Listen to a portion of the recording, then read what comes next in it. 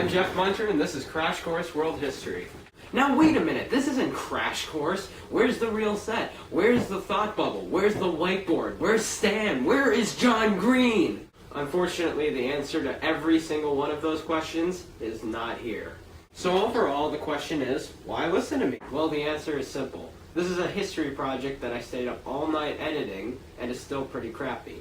I don't have a thought bubble, and I don't know how to make an animation look good. I don't have a Stan, all I have is my younger brother Max, who's behind the camera. And of course, worst of all, I did not write The Fault in Our Stars, or Paper Moons, or any other John Green book for that matter. That would help me pass English class, though. Oh, you wanted some project that was like Shakespeare? Well, here's a best-selling book that's going to be made into a movie. A+ the rest of my English life. Alright, enough about the fact that this is a fake crash course. Let's get to the actual crash course part. So today I'm going to be covering one of my favorite history topics, World War II. More specifically, instead of focusing on things like politics and who's going to actually be fighting, I'm going to be talking about the advances in technology and the way the battles were fought. Roll intro.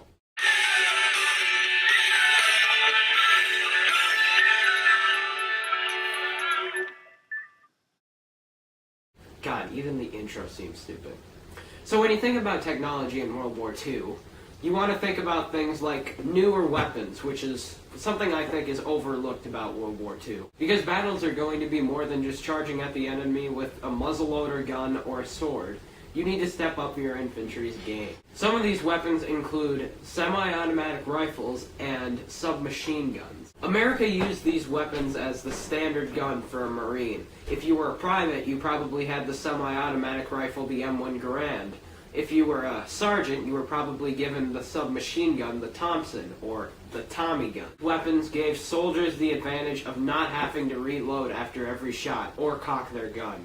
Mr. Muncher, weren't those weapons still used in World War II? Yes, me from the past. A lot of countries still use bolt-action rifles. Many countries still had to use their bolt-action rifles because they weren't developed in other countries. Even America still had to use their bolt-action rifles for their sniper rifles. Mainly because you can't put a scope on an M1 Garand. It just doesn't work. Also, with these newer weapons came some huge disadvantages. When an M1 Garand's clip is empty, it makes a very loud banging noise and the clip shoots out of the gun. The enemy soon figured this out, and when they hear that bang, that's when they know they can stick their head up and shoot the enemy. However, the Marines soon figured out a way to counter this. They would take an empty clip from their gun and they would bang it on their helmet to make the same noise that an M1 Garand would make if it was out of ammo. Then the enemy would stick his head up and then bang! The Thompsons were also filled with disadvantages, as they were made very quickly. The barrel of the gun is smooth bore, so when a bullet comes out of it, it won't always go straight. They also burn through ammo very quickly, and they don't have large clips. Unlike the gun that most civilians had access to, which had a handle and a drum magazine. But America wasn't the only country that had submachine guns. Russia had the PPSH, Germany had the MP40, and Britain had the Sten. Oh, it's time for the open letter?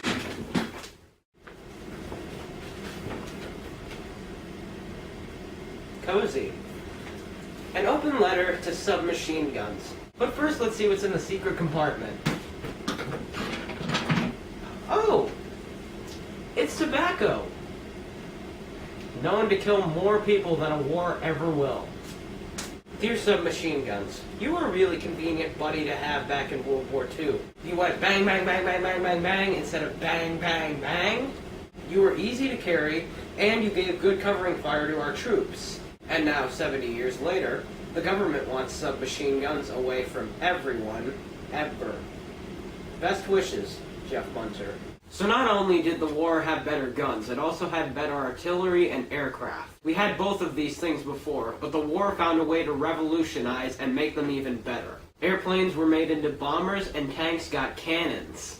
Both artillery and aircraft ensured one thing for the war. We didn't have to rely on the ground soldiers for everything. Tanks could destroy everything in their paths, and airplanes were literally death from above. These were made fairly quickly during the war because they needed a lot. First of all, you can't bomb a country with only a few airplanes. And second, If one airplane or one tank gets destroyed, then you're going to have another one ready to take its place. So World War II wasn't exactly the best thing to happen to this country, and it did leave a lot of people dead, and it's why it's still defined as one of the most devastating things that's ever happened to the world. But it's also the reason why we were able to produce such advanced technology so quickly. Some people are saying that if World War III happens, it's going to be the end of mankind. I personally think it could mean that something gets developed that could lead to the benefit or protection of mankind. Plus, without World War II, we would never have such great movies like Casablanca or Saving Private Ryan. And I love those movies. So thank you, technology, for being our friend and our most prized possessions. Thanks for watching.